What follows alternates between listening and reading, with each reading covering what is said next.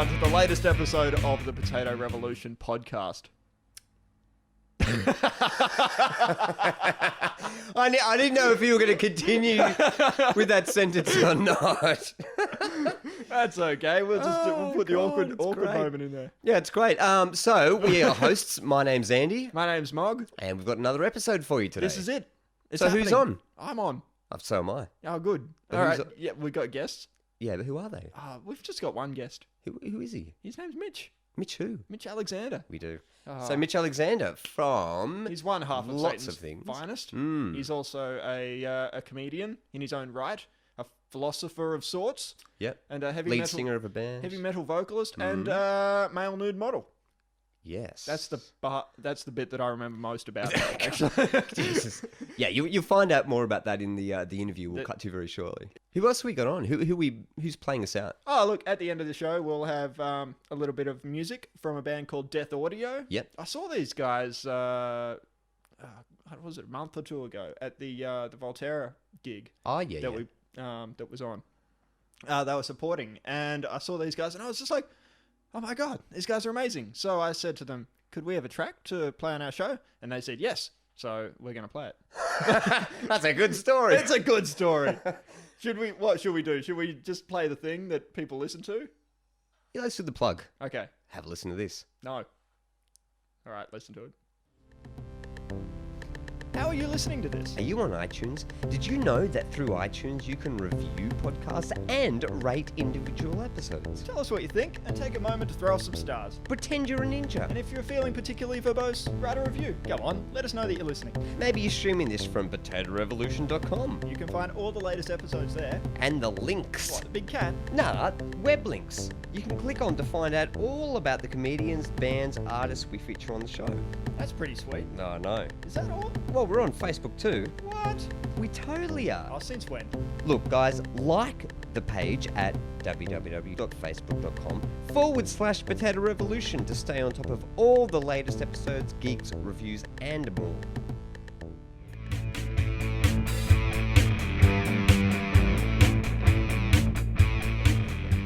All right, here we are here with Mitch Alexander. Thank you for coming in. No problem. Yeah. Sweet. All right. What we usually start with is questions. That's a good place to start. It is. Usually. So, for people who don't know who you are, how would you describe yourself? Tall.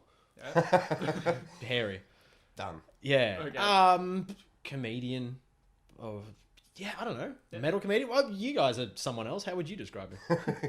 Yeah, I'll go with that. Yeah. I'm angling the heavy metal comedian Yeah. thing, and that's just because I like heavy metal Yeah. and have long hair. Yes. Yeah, that's solely it. there's nothing deeper to it. There's nothing. It's just there. There's some jokes about it. Come to my shows. Yeah. That's it. But Right. So you wouldn't call yourself like an alternative comedian, or No. or- no, Yeah. like an alternative comedian to me is someone that like shits in a bag and swings it above their head in lycra, and then shouts and walks off. And it's like I tell jokes. I talk about my dick a lot. Yeah. Like So, yeah. yeah, it's not. That's not. There's nothing alternative about that. I'm not a clean comic, so I'm not like a. Yeah, you couldn't put me on a family show, but I'm not. Yeah, I tell jokes. Yeah. That's all. Yeah. So, background? Where'd you come from? Like, what's Melbourne born? No. Story. Born in Brisbane. Right. So I spent up until I was about 12, 13 in Wynnum Manly area, which is where old people go, I think. Yeah, and that was just boring and normal. Then when my parents got divorced, me and Mum moved to Byron Bay, not Ballina, but the North Coast, Ballina, New South like Wales. what was it? The big The big prawn. the big prawn. Yeah. Yeah. That was vandalized a little while ago. It was shut down years ago. Yeah, and then a few travesty. kids. Yeah, it is. It's a national treasure gone. But it was vandalized by kids I went to school with. They drew a giant penis on the side of it, and it had been there for 4 years or so. Just a giant cock up the side of the prawn. Australia, mate. It's what happens when you're in North Coast. There's nothing to do. Kids just drink and fucking fight, and that's it. Like they will see a big blank thing and be like, that needs a dick. That's Yeah. So Ballina, like how old were you? For that one? Just going into high school. Right. So So sort of your formative years. It's Yeah. Becoming yourself. Yeah, pretty much. And that was a cool sort of laid back experience.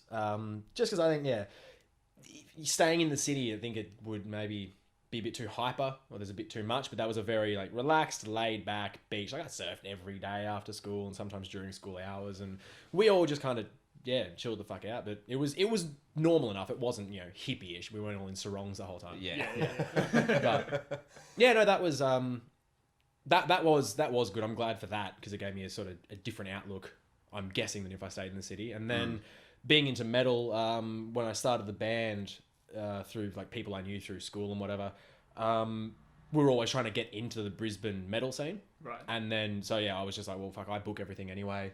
I'm the main organ, so I'll just move to Brisbane. So I moved back into the city proper. Yep. When I was 20. Yeah. 19, 20. Yep. Spent 2 years there and then moved to Melbourne for the exact same reason. Yeah. Cool. Like Melbourne's the music capital of the country, so move down here and do that again. And then only one member of the band came with, and we haven't reformed yet.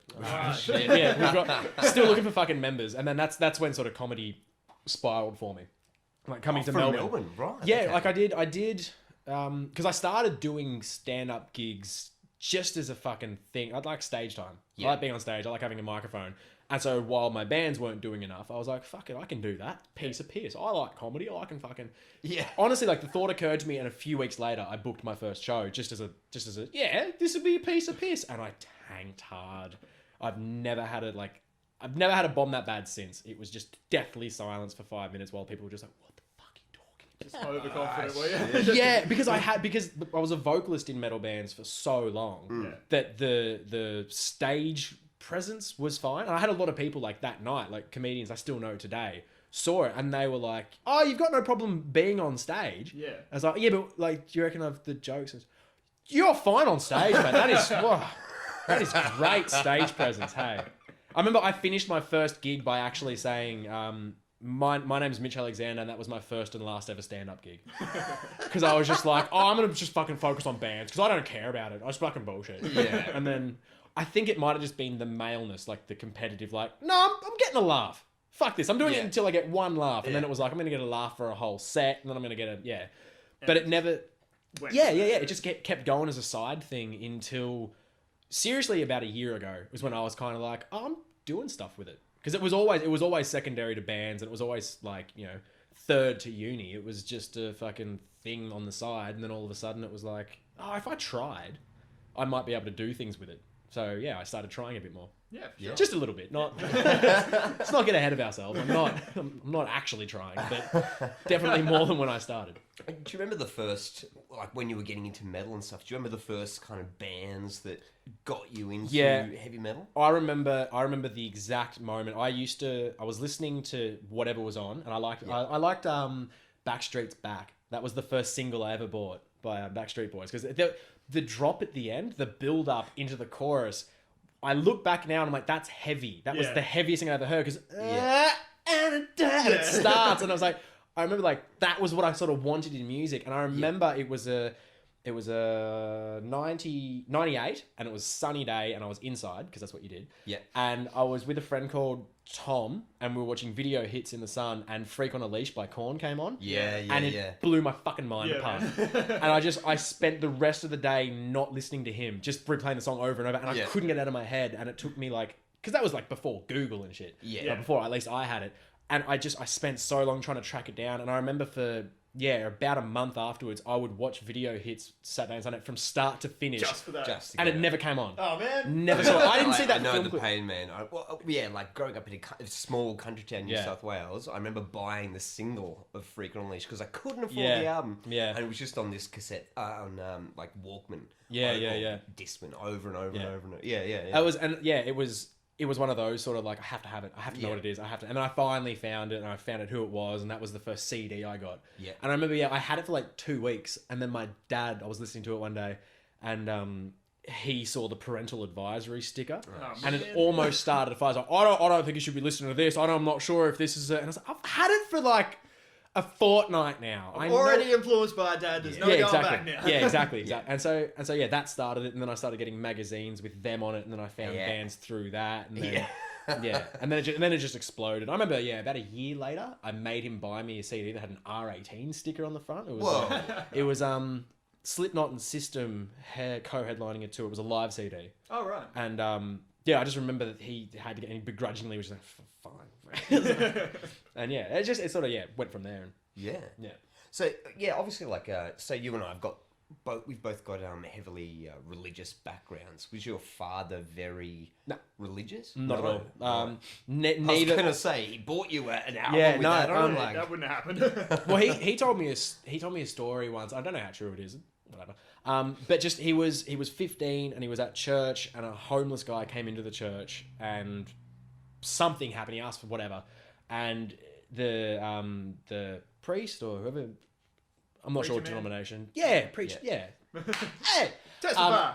Kicked him out, and then and he said at that point he fucked religion off. Yeah. And so like I was raised very irreligious. Not atheist. It was just not there. And then primary school at Manly State School in Brisbane was good in that they had Baha'i religion like twice a week. Whoa, okay. And it's just they present religion in a way that they don't say everyone's got their own opinion, but they present all religions. Cool. So what they say is like, Jesus is the Messiah. He died for our sins. That's not debatable. He most definitely arose again, literally after dying 3 days later and ascended into heaven. It's Christianity. Yeah. Islam. And they presented all the different worldviews. And even a young age, everyone was just like, it's all bullshit. Right, sweet. Yeah, sweet. right. Yeah. That caused hell because when I went to high school, they had just like Christianity being taught. And that was a switch for me. I'm like, hang on a minute. Like, I don't know. Why? I don't know why this is just presented. But I mean, the teacher we had one day said that there's 20 billion people on Earth and 8 billion of them are Christian. Oh, well, was that her like evidence? Yeah, I'm not sure because that's definitely not biblical. So I'm not sure what she was. I don't know, but yeah, that was it was such a big switch for me to see that, and so, but yeah, being raised without any religion, and then when we moved to Byron Bay after my parents' divorce, my mum was very spiritual, and that's why she sort of got into that. Right. Okay. So I got into spirituality quite heavily and like any sort of alternative stuff that was happening. Like what the bleep do we know and the secret and shit like that. I was I was full on about that sort of stuff. And through that, like I found some people I still like now, like Ken Wilber is an amazing philosopher around at the moment. He's got some really cool ideas, but sort of airing too spiritual at the moment. But like, and then from that I found the youth group in Ballina. For the River City youth group. And like we were just started hanging out there on Fridays, and then because I was a musician, I drummed at the time. I started drumming. Did you label yourself as a Christian at this time, or just sort of spiritual? And I was always like, well, there's like the analogy I like is like spokes on a bike wheel all lead to the one sort of point. So there's different ways to get there. Okay, it's the 5-fingered, like all religions lead to the palm. Yeah, exactly. So it was kind of like, I can see where the Christians are coming from, and I think this is a good way to get there. But I don't fully subscribe to it. But I mean, I got to drum every Friday, so I'm like, fuck it, whatever. Right? Yeah. He certainly he's so risen. Oh, he couldn't be more risen. You just do a solo every so often, but and then and so I spent a good 3 years solidly in the church, just finding out about it, never fully committing to it. But like I went, like I said before, to a Sydney conference. Seeing all the shit that was there. And wasn't in near Katoomba, was it? It was probably the one at Homebush. Homebush might be. I think it might have been. It was massive. It was it would have been. Yeah. It was the first time I saw an African American preacher do the proper, like he had the towel on stage, unbuttoning his shirt and sweating it up and screaming, and it was like everyone was talking about him like the few days beforehand. Just James Browning that shit. Yeah. It was as like cliched as the Southern churches make it out to be. It was amazing. He was a good showman. Yeah. But and then the people I was like, the youth ministers that I was with kept pushing for me to go properly with it and to get, and that put me off. Instead of just like, well, this whole idea of like, you're on your own path and that's cool. You should probably join up though. Yeah. You should probably subscribe fully. On your own time, but right now it'd be great. And that put me off. And then I started delving more into, the science of things and finding like Hitchens and Dawkins and stuff like that. And then as I found out more and more things that could be explained away, then I was like, I get it. It's all bullshit. And that's, I dropped off the spiritual side as well and became a hard materialist for a long time. And still mainly am, but yeah. Did comedy, was that a thing at the same time? Or like, do you remember any sort of like early influences, or at least people that you watched? And it was kind of weird. I was only thinking about it the other day, and I was chatting to a few people last night about it.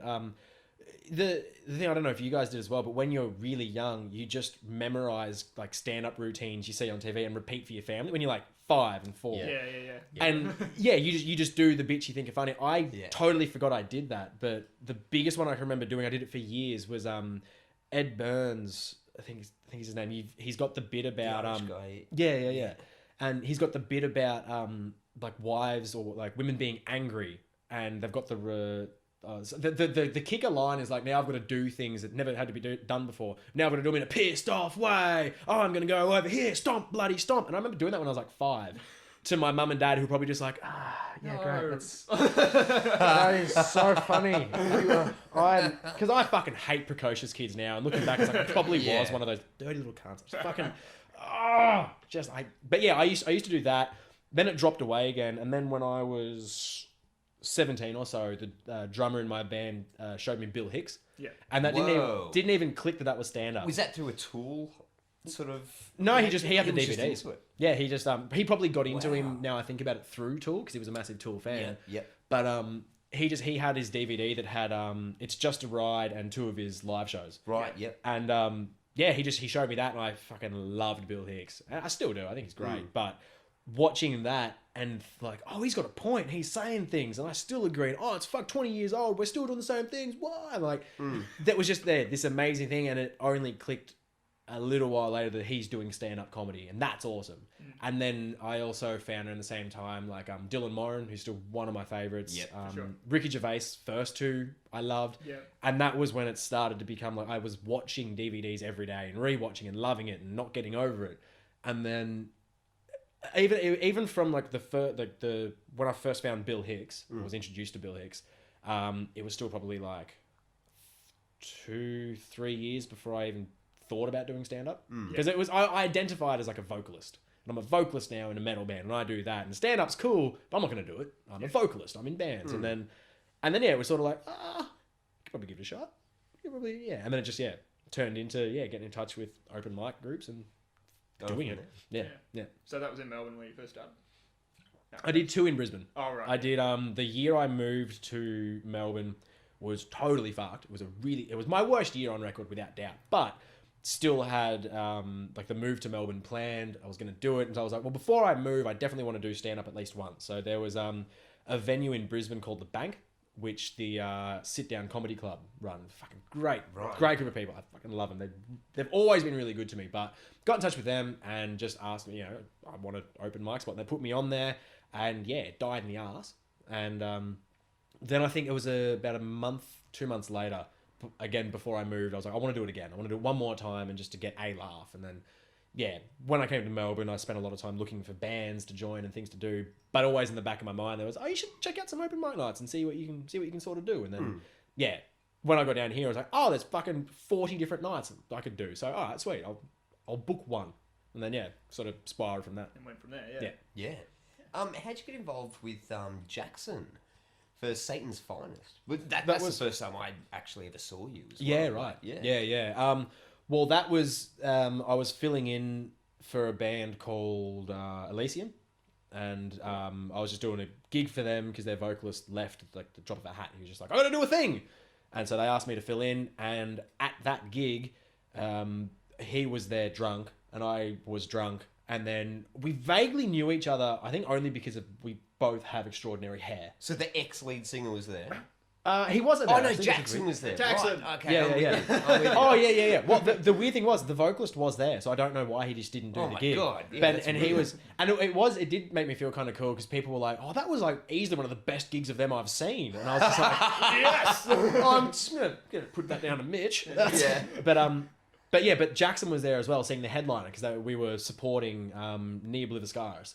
Okay. And so people were there for that, and that was cool. And I saw Jackson And we were both just kind of like doing the, yeah, hey, guy, how are you? Yeah, I know. Yeah. You're around? Yeah, you're a dude. Does the laughy. And then when we were drunk, we were just like, I was like, hey, let's do a metal thing for Comedy Festival. Because the registration was closing in 2 weeks. And he was like, yeah, we'll do a thing. And then the next day it was like, do you want it? I was like, yeah, all right. And then, and so we registered, and then like maybe a month later, we sat down together for the first time. Like, so what are we doing? How are we gonna do this? Yeah, pretty well. And we had maybe 2 meetings together, like where we sat down, dedicated, trying to figure it out. And I was like, Satan's Finest was the first name he threw out. I had a different name for it. And he was like, oh, I like this one. He's like, oh, we'll think of some more. We didn't. We just went with that. And then it was kind of like, oh, how are we going to do it? Oh, we'll just do some stand-up each. Yeah, do you want to be on stage at the same time? We could. Do you want to write something? Yeah. No. Yeah, so... okay, and that's how you got the 2 segments going, right? Yeah, pretty well. It was because we had ideas for like different things we were going to do on stage together and ways to start the show. And then like it works in most cases, the simpler ideas are usually the best. Yeah. It's just depending on where you are, like budget-wise, experience-wise, capability-wise, like time frame. Yeah, exactly. And so we made the best of our situation, which turned out to just be standard stand-up where we introduce each other, do each other's music. We don't have to both be on stage. We don't need lighting cues. We'll just keep it as minimal as possible. Yeah. And that seemed to work the best. That was the best sort of situation we could come up with. So yeah. So when we saw you for Comedy Festival, is that the first time you did? That was the first Comedy Fest, yeah. And that was the ridiculous situation for me. Like I was expecting like shows of 2 or 3 people and probably cancel a few. Whatever, it's Comedy Fest. I got my artist pass because I'd only been doing comedy. You can see fucking anything you want. Yeah.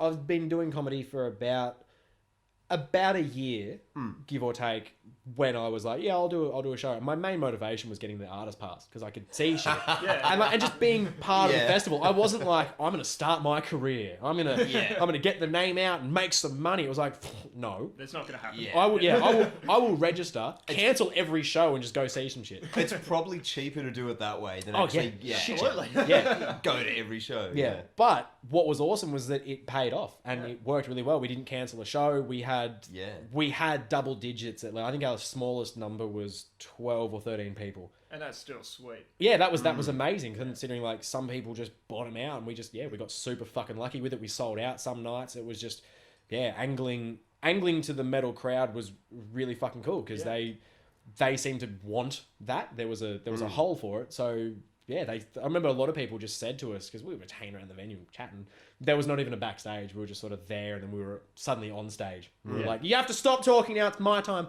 Yeah. But a lot of people were just like, we saw the name and we were like, oh, that's what we're into. Yeah. I was like, how do you know? Like, you are now and that's fantastic. But it was a crapshoot because we could have sucked. Yeah. And it's such a good venue too. Like we had our launch party there for the podcast, and it's like, they're so welcoming and just go and do whatever you want. And it was like... Horse Bazaar. It's under new management now, so I will just say the venue looks good, but the management that were there during the festival were fucking great. The bar staff were awesome. They were really accommodating, really good dudes. So, don't know if they'll listen, but fucking good on them. Champs. Well, they're still doing the storytelling, so there might still be a shred of... there might be. Somewhere. Yeah. But... No, it's still a fucking, nice... laid back venue. Like it doesn't look strict. It doesn't look clean and clinical. It's not set up as a venue. It's set up as a bar and it's got a stage. It just happens to have a stage. Yeah, which is cool. Yeah, exactly. Are you thinking about doing like sharing next year for the comedy festival, with Jackson, or just solo? Or... Honestly, no idea for the festival. Like, because we want to do the show again for like Adelaide Fringe, and we're hoping Edinburgh next year do the same thing. But cool. for this, do it, man. It's a good fucking show. Yeah, we'd like to.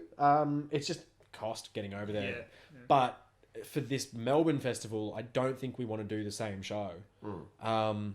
Just because we've done it now, and I don't think we can get the same people back. Or we could get the same people back if we've got a new show and we've got to call it something else, and that'd be cool. But we've got to sort of think about it and see what we want to do. See if I want to do maybe solo as well, or a different type of. I don't know. It's We're not even thinking about it yet, even though we should be. Yeah. But I mean, we're not even thinking about Melbourne Fringe, which is coming up far too soon. It's ages away. It's days away. Yeah, that's right. Hundreds of hours. I've got at least 2 hours to prepare. Yeah, exactly. Yeah, we'll be fine. I was going to ask you, how do you find the metal scene lately? I don't know if you've been to clubs like Bang and Next. Oh, they're not part of the metal scene. Don't you have a laugh? This is why I was going to ask you, because DAL do a lot of good things like for their scene, but I mean, I'm not part of that. I don't like the punters. I don't like the pretensions of that sort of group. They do their best to bringing out like mid-level bands that never normally get here. But I mean, I don't need a photographer in my face with his fucking beard and fringe like, "Hey man, fuck," you know. Yeah. It's just that culture. I'm just like there's like guys and girls that are like 18, 19 finishing their neck pieces, and it's just like that's indicative. Like, not to say if you get a tattoo you're by default a dickhead, but that's indicative of the culture of just like, it's fashionable. It's what's trendy, and the music reflects that. And I'm just like, but. Yeah.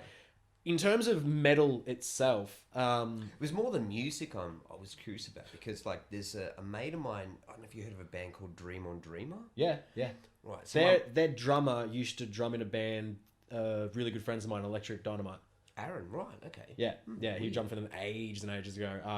But yeah, I know of. Yeah. So what I was going to ask was, for me, like, I'm 31 years old. I grew up with like Slayer. Are you really? Yeah, he looks Slayer, so youthful. I know. Isn't he cute? When he takes the beanie off and he grows a bit of a face thing, he just looks like an 80-year-old man. Yeah, he looks haggard. Yeah. I know. That's what my girlfriend says all the time. Hey, if you look young. Fuck you. Yeah. One thing I've noticed is like with the metal scene, it's gone from like Anthrax, Metallica, Slayer, and then we're moving forward, and there's Emperor and Mayhem and then Burzum and all that. They're moving forward, for me anyway, like Devin Townsend, Strap Young Lad, amazing. Like, I love that shit. Meshuggah and all the rest. But with the advent of hardcore, like, I've got my own reservations about it. Yeah. I like clean vocals. I think Opeth do it well. But I'm curious to hear what you think about how the progression, where the metal scene might be going with. For the metal scene, it's just, this is the first time I've been old enough to be cognizant of how scenes work. Yeah. And it's like when I was younger, there was like nu metal was the big thing. Yeah. And there was like the top tier of, say, like Slipknot, System, Korn. Yeah. And then below that there was like, say, Mudvayne, Cold Chamber, all the rest. Then, like, as I started going to gigs like Killswitch and As I Lay Dying, and the metalcore genre sort of picked up. And that's when I started going to gigs and realizing, oh fuck, when bands get popular, thousands of other bands come out and rip it off, and they're playing catch up. Yeah. And it's just, now like this, like deathcore came along, and then Gent is the next sort of thing that's happening at the moment. What the fuck is Gent? Have you not heard of Gent? No. Gent is effectively Killswitch Engage tuned to Meshuggah. It's just as hardcore kids. It comes from the sound of the guitar. Dun, dun, dun. Yeah, apparently it came from the Periphery guitarist was talking about wanting a genty sound, and then people just latched onto it. Yeah. And so like there's so many bands nowadays. Like Meshuggah were relatively obscure when I got into them. Again, introduced by the same guy that showed me Bill Hicks. He's a good dude. Brendan Lees from Lismore. He's now drumming for who's that? Surfy Pete Murray? Maybe? Or John... One of them. he do it like with Dallas Frasker, and he's doing big things. Anyway, fucking good, solid dude, and introduced me to that sort of stuff. And so I got in before Obscen came out, like around Catch 33. Yep. That was relatively obscure. Obscen by Meshuggah, relatively obscure. They did Soundwave, they blew up. All of a sudden, everyone's fucking doing it, and it's the syncopated... disjointed rhythms, the polyrhythm shit with hardcore shit, and then like the clean choruses like Killswitch, and there's just fucking hundreds of thousands of bands doing it, and like I said, this is the first time I've seen scenes you've seen the progression fluctuate, and now I'm realizing, like, back in the day, that's what happened with nu metal, and that's why, and then before that, like thrash, the same thing would have happened, and that's why the old guard get bitter, because they have to live through a bunch of shitty bands struggling with the beginning of their career, trying to figure out what they want to do by emulating other bands. And I mean, there are some fucking good bands at the moment doing their own thing, which is really good to hear. Like, there always is, though. Yeah, well, that's it, and they're the ones that end up making their own way and getting more successful with things, because they're not bothering to follow trends. But yeah, DAL like any Destroy All Lines gig, the headliners should be headlining because they're the best at it, and all the rest of the bands are just don't give a fuck. Like, good on them, but it seems to be like that's where the trend comes in. It's not so much following trends like literally for fashion, but it is like this was the music we're all into now, and for better or worse, they're into it, so they'll do it. And they want to do it, and good for them. Some bands take off with it, some don't, and some bands for some reason hold on to genres like 2 genres back, and they really shouldn't because it's embarrassing. Like, we've got to. when you see bands doing that, when you see bands still doing the new metal thing, it's like, give it the fuck up. Or even trying to do like Spinal Tap, like Deep Purple stuff. But what century are you living in, man? I think the Aussie scene now is fairly healthy. I don't go to as many club gigs as I'd like anymore. Yeah. But I really think we just had Metallica come out on a festival tour. That was the first Soundwave I didn't go to because there was literally one band I would have liked to see, The Chariot, and I'm not paying $180 to see them. But I can understand that having Metallica, Offspring, and Blink on the same bill is fucking phenomenal for this country. So all power to AJ. Great to see about 20 years ago. Yeah, exactly. But that's the thing. I'm looking forward because if they secured that for this year, they've now got the pulling power to do something amazing next year. And they may or may not, but the option's there for me to potentially have a fucking great tour. So and I mean, like, I had mates of mine open the main stage in Brisbane, the Schuenberg Automaton. Never. Fucking awesome band. They're doing some really stupidly tech death stuff. Yeah. And it's fucking great, and good for them because they're not following trends. They never wanted to. They never tried to, and it's paying off for them. And there's some good shit happening. I've been to the Comics Lounge twice ever. That was gonna be the question. I've been to the Comics Lounge once when I first started doing comedy. I heard there was an open mic night there, so I went to one of the workshops. And then... the Tuesday night thing. Yeah, and then booked in to do the open mic thing a few months later. That's how they sort of did it. Like, you were there on the night, so you'd book in. Yeah. And then my grandma had the decency to fucking die, so I had to go to the funeral, and that was the same time. I know. Just fucking useless. Women, am I right? No. It doesn't matter. She's dead. And so, so I cancelled that, and then for whatever reason, I just didn't get back in touch with them, didn't do it again.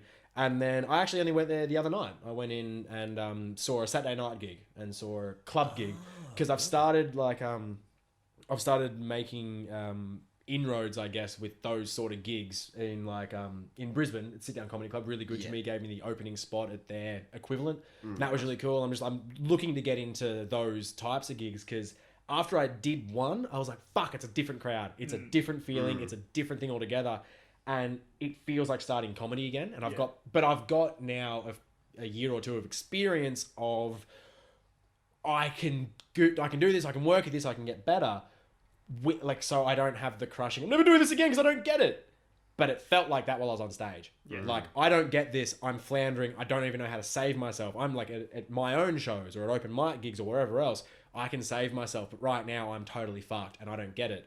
So instead of, walking home and crying, I'm like, no, I want to do it again. I need to do it again. I need to crack this nut this time. Yeah. And so obviously you go to the gigs to find out about it, and it's so interesting to see a totally different crowd. Like open mic is the crowd there are usually, you could say, under 30 without doubt. Like, that's usually just the demographic, and they've got a political correctness that they're at, and they've got a sensibility, and they've got a forgivingness.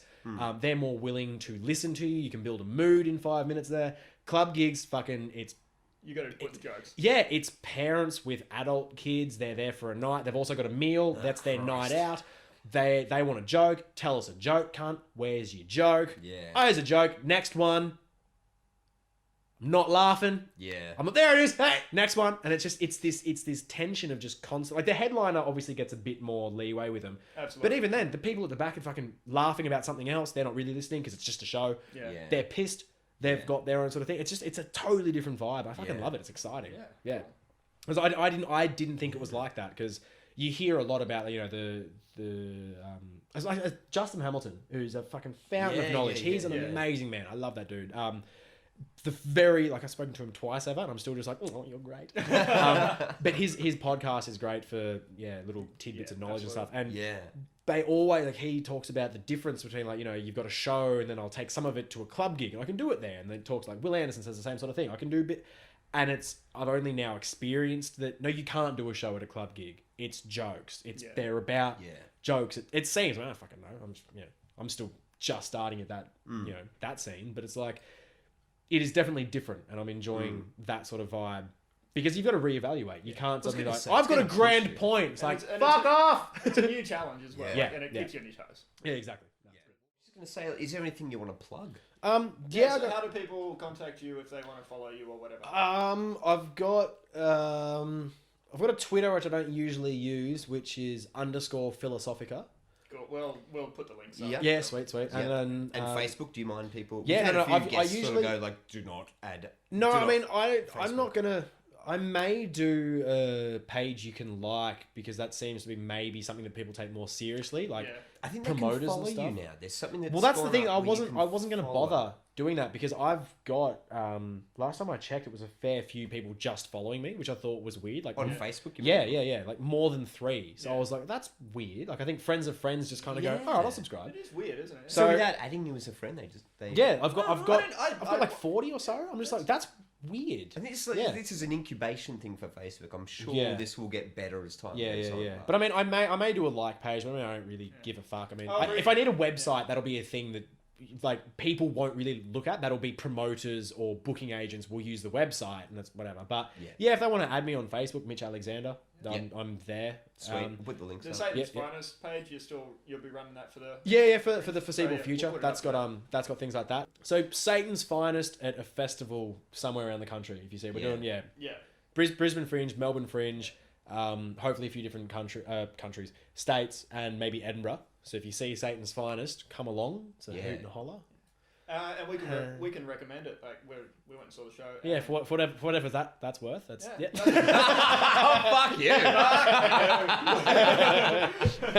I suppose if people are listening to the podcast, then I guess I can't wait to download it. Just hate these people in my ear holes.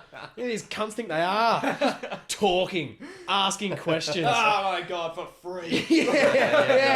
Exactly. We are the Spanish Inquisition, but like we don't charge anything. It's just I can't imagine people listening to this hating along at home. But we're going to edit that. We're going to edit that. I can't imagine people listening to this. You can put that on poster if you want. That's Mitch Alexander. You never know. Well, as a closing question, one of the things that came up in your Satan's Finest bit, and I think it's something I've seen you do on stage before, is a little thing you do about nude modelling. Yep.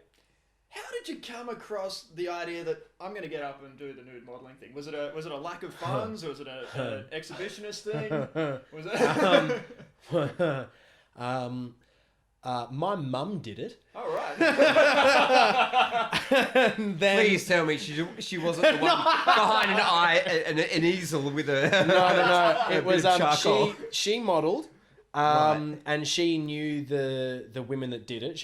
I don't know how she knew them. Like friends of friends, but apparently it might have just been the studio. They had an overabundance of women doing it of all shapes and sizes and ages and whatever. And they just needed a dude. Yeah, they had no dudes doing it. And then I just was like, I can get naked for money, and it was surprisingly not nerve-wracking. Like I thought I'd be a bit more nervous about it. Was this you don't really have to do after? much. No. I mean, Well, true. But I like being naked anyway, so was this fact, after you're you've naked got right used to being on stage doing metal? No, this was before. This was I was drumming for a few years on stage. So how old were you when you first did it? I think it was 12. It was between 16 and 18. I think it was about 16 or 17. So there How were many a women bunch got of, arrested? your mum's friends going, Mrs. Mitch, get your son in. Get him in naked. No, it was they were just kind of like, we need men, we need boy, whatever, male figure. A few of the thicker paintbrushes were missing that day. It was fuck's sake. It just wasn't. It wasn't a thing. There was nothing sexual or even remotely like about the naked body. It was purely technique for them. Sure. Yeah. And it was like they did offer me a few of the things if I wanted, like what the students did, they usually left there. So if I wanted to, it was all on butcher's paper, whatever. But it was pretty cool to see that You'd think they all of the used students, tissues, but anyway. well, all of the students that were doing it, they were of varying level. But without fail, every single student, when I got to my crotch region, would either leave it totally blank and I'd just be floating without a middle bit, or they'd fill it in like it was shaded, like it was shadow. And there was never, except for the teachers, no one ever attempted. There was no cock drawer. Yeah, there was no cock. It was either like, oh, there's nothing there, just like I can scratch it off almost. Or just, I'm just gonna ignore this. It's not. This Right. Oh, it's like I'm doing the torso. Just I might just work on the knees. I might just sort out something down here. Just So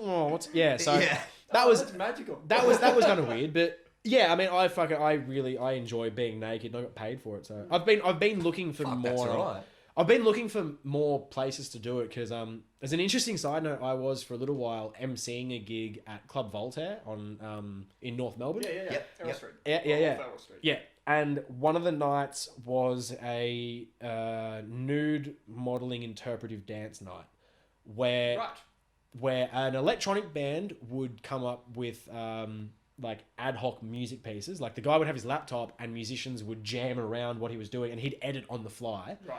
They would create soundscape while interpretive dancers would interpretive dance nude. And then there'd be people sketching as well. Well, there was supposed to be, but no one came. But yeah, or too many people did, and it was cancer. And so that was my reintroduction. That was the first time I told that story because I needed a thing in between breaks. So I'm like, I used to do this sort of thing, and then That would have been a really cool thing to like if it took off. That would have been it was fucking weird. Hey, the oddest night I had there was emceeing to a crowd of 2 people, one of which was a Hong Kong tourist who spoke literally no English and a deaf woman. Yes. Fucking odd. Hey, that's your demographic. Yeah, totally. But wow, that's a bit of a head fuck. But so since then I've been I've talked to the models and apparently there's like a union type thing where if you're a nude model, you go through these people and they can send you to gigs. Like, I'd fucking like to do it again. I stand there naked for a while and get sketched. I'm fucking fine with that. Okay. Yeah. Actually, there was one at the convent in Collingwood the other day. Yeah. Near Lentils anything. Get naked in front of nuns. It's... But yeah, no. If anyone listening has a job for me to get naked at, then I will gladly, take it. Exactly. So all our friends from Abode who are listening, let us know. if you want a naked Mitch, just get in touch. Yeah. Cheap rates. Cheap rates. I will charge, but it's cheap. Yeah. Well, you will get because I am classy. I deserve it. We all agree. I'm just looking awkwardly at the window. Because you're homophobic. Oh, right, yeah. Alrighty. Thanks, Mitch. It's been an not a problem. This has been great. Awesome time. Thanks for having me. That's good, man. Right. Thanks guys. for coming in. Yeah, it was good. All right. Till next time.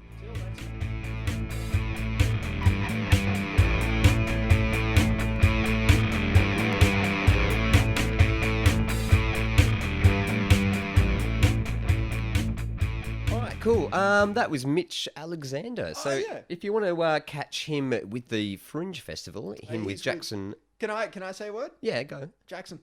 Okay. I was going to say that. I already did. All right, his last so name? Vorhier. Vorha. There you go. Vorha. There you go. Anyway, so they're doing Satan's Finest, which is something that Morgan and I saw during the comedy festival this year. Highly recommend it. They're playing at the Tuxedo Cat. For people who can't be bothered going on Google, it's 17 to 23 Willis Street in Melbourne. 17 to 23, so that's like... That's a lot. That's like 4 places in one. It is. That's a big place. I know. It's a big place and it's good. That explains why there's so many shows happening there. I know. So they're starting on Sunday the 29th of this month, September, going all the way through till October the 6th. If you want to check them out, they start at 9:30 every night, except for Sunday where they start at 8:30. Tickets are about $15. Tuesday they're about $10. If you've got 4 or more people, you can get a group thing for $10. For all the information though, go to the Fringe Festival website, which is melbournefringefestival.com.au. Or just type Fringe Festival Melbourne into Google. It'll come up first thing. Yeah, you can do and that. you can find it. I love the internet. It makes life so... you don't have to do anything anymore. You can type in half a word and the shit that you want comes up. I know, it's amazing. All the stuff that you didn't even know you wanted comes up. I know. It's even going to be better now that Tony Abbott's got in. And we're going to have the new magic, what is it, the hyperspeed dial-up internet plan? What? The NBN? That's not going to happen. Oh, no, he's going to put it in place. No, he's not. It's not going to happen. They are. It's going to take a lot of time and a lot of It's money. not going to happen. No, he's... It's going to take more than 3 years to put in place. Yeah, well, it's... Yeah, and by that time, we're going to have another election. He's going to be gone. Yeah. Yeah. Yes. Anyway, I don't get very political very often. Yeah. But there's one thing I want to say. There's just one thing I want to say about Tony Abbott's his cabinet, his list of ministers that he's got in for this time around. Yeah. It's missing a whole lot of probably necessary people. Well, like balancing between male and female? Or? Well, yeah, look, there's a whole bunch of problems with it. But the thing that I want to say about this whole thing actually is that people are saying that there are not enough women in Tony Abbott's cabinet. Yeah. What kind of person are you that wants to see our Prime Minister put women in a cabinet? What is that? Politics. There you go. Dun dun dun dun. New segment. Oh, what else happens? I don't know. So last time we spoke, you were getting up at Death Star Canteen. Obviously, this is a thing that's happened. I was going to get up at Death Star Canteen. And you did. I did. How did that go? Well, I don't know, because I was up there and, you tell me. Right, well... Honest opinion. To be honest, I think you nailed it. Really? Yeah, look, to be honest, hear me out. Cool your jets. No, I'm getting on. All right. I'm excited about you saying that. Jesus Christ, I'm the one defending you in this fucking situation. The cadence, the timing, and the material, you had it down pat. It was fine. Oh, good, because I was worried that Pat was just gonna vomit everywhere. Yeah, look, I don't know. I don't know if it was part of it was the audience that were there or whatnot. But one thing I noticed, hearing back the recording of it. Obviously, when I was there at the night, our mate buying me fucking beers every 2 seconds. I'm sitting there drinking water and he comes out with 2 pints. These are for you. These 2 are for me. Oh, jeez. And I'm sorry about that. That was because I said to him every time, don't buy me any beers. And he just went, I need to buy someone beers. Andy, he likes beer. Yeah, no, it was a bit crazy. So my memory of the night while I was there was a bit hazy, but listening back to the recording, yeah, man, you're on time, everything, cadence, material, you nailed it. But listening to it, there's not many laughs. And I don't know if it's... I mean, obviously there were some parts of your material that, I don't know, maybe they could have been delivered stronger, more emphasis on certain words, whatever. Yeah. But yeah, I would say that's the negative. That's negative. There wasn't much of an audience reaction to, a lot of things that you were saying. Yeah, I haven't had a chance to listen back to the recording yet, so the only thing I can go on is my memory. And my recollection of it is at one point I was just like, shit, what's the next thing I got to say? Because I'd forgotten. Yeah, there was one bit where you obviously did that. Yeah, and I feel like I didn't cover as much as I wanted to. I had 6 bits that I wanted to do, and I think I only did 3. Right. And I think... Well, you went for about 8-9 minutes. No fucking way. Yeah. You went for about 8-9 minutes. Shit, it's lucky I'd cut it down to 3 bits. But one thing I just want to say about it, and this is not me making excuses for why I think it went badly or anything. Oh, bullshit. Here we go. Strap yourself in. Here's an interesting tale. The night before, we went out and we went to see some comedy at the infamous MIB. Ah, yeah, we did. And we had a bit of a conversation about, how we prepare for things, you and I. Yeah. And you were saying that you like the idea of, just going randomly, I'm ready to get up now, and I'll get up and do something. Yeah, I function better if there's a spur of the moment. If I have to think about it too much, I start panicking, and the merry-go-round of insane thoughts and overanalyzing myself starts kicking in. Yeah. Yeah. And I was saying, well, I like to be, well prepared. Yeah. And I know that if I'm hungover, that impairs my ability. That's why I was sending things. you texts at 11:30 going, go home. Yeah, so I don't want to sound like your mum, but... So I was out till 3 o'clock in the morning just drinking beers and knowing full well that I had a show the next day. And I'm like, no, I'm just going to stay out anyway and it's going to be fun because I'm enjoying myself. Yeah. And then the next day I woke up and I felt a little bit grey in the mouth. I was just, not looking forward to getting out of bed, to be honest with you. And I was just like, I'm just going to shut my eyes again and see what happens. And then about 2 hours later, I woke up again and I was like, oh, okay, I'm feeling a bit better. And then for the rest of that time, which was probably about 8 hours between getting out of bed and having to do the show, it was I can't even say the word, intermittently. Yeah. That's the one. Me walking around in my house thinking I should probably eat some food, and then going, I think I'm going to be sick. And I did some of that, the whole time, just going, just not feeling good at all. And then when I finally made the effort to leave the house, I was like, okay, I think I've been sick enough. I think I'm going to be okay. So I left the house and I went out to meet you at the, at Destar. Yeah. And we got there and I thought, I'm feeling all right. I should have another beer or two. So I did. And I thought, well, I'll take it easy. After the first beer, my stomach started going, why are you doing this? Well, this is not a good idea. I think you're going to be sick again. Except out your anus this time. Oh, Jesus. Yeah. So about 5 minutes before I was up on stage, my stomach was going, oh no, you're going to shit yourself at any moment. Oh, Christ. And I'm not sure if it was nerves or if it was, just a physical thing. But that was what was going through my head just before I got on stage. And then when I got up on stage, I was just like, God, I've got to just get through this and get off before I'm sick in any way, shape, or form. Holy shit. Yeah, so that was fun. So I'm going to be up on stage again on the 26th at Exford once again. Jesus Christ, I need to get my shit together. I'm not... Yeah, well, I need to, not... Yeah, well... some metaphor involving shit. Okay. So when you getting up again? On the 26th. So that's on the 26th of the 9th at Horse Bazaar? No, that's at the Exford. Right, okay. Oh, so that'll be another 5-minute spot. There'll be a bunch of other people. Come and see that. It's a lot of fun. Yeah, we'll plug it on MySpace. MySpace.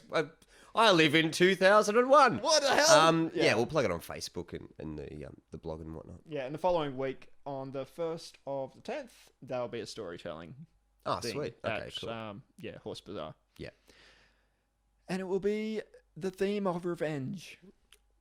Okay. Yeah. So come along and see if I've mastered the art of storytelling yet, because the first time around, well, for this year, This year, yeah, it was a bit shit. Have a listen to the last episode if you want to hear more about that.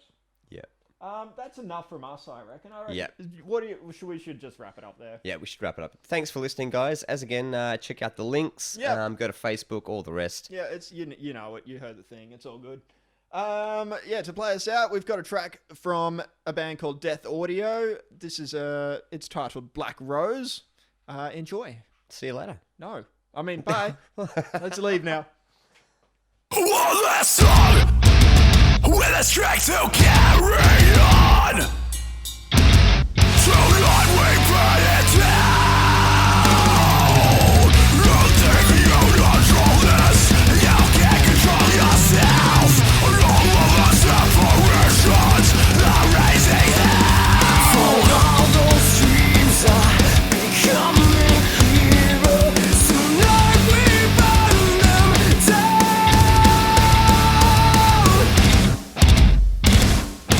Those are the dreams live inside your veins.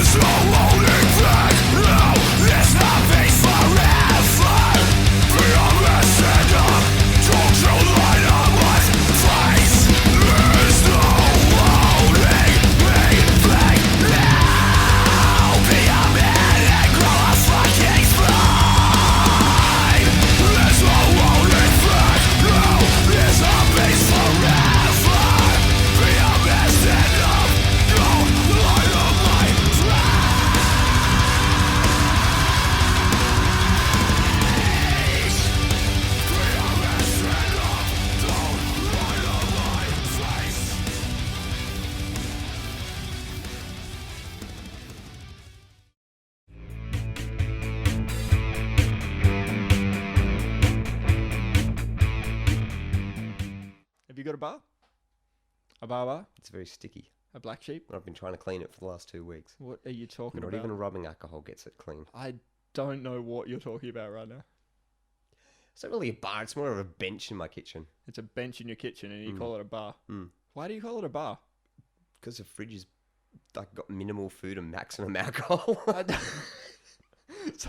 So it's just a bench with bottles on it, is what you're saying. It's not a designated space where you like. Not really. That is, you walk in, there's a little bit of a cabinet, and you've got, your expensive bottles at the top, and your mid-range in the middle, and then the shit that you drink all the time at the bottom. Oh no, I do. The shit I drink all the time is the bottom, but that also encompasses the middle and the top as Oh. well. So it's just bottles and bottles and bottles. Are they all full or are they all empty?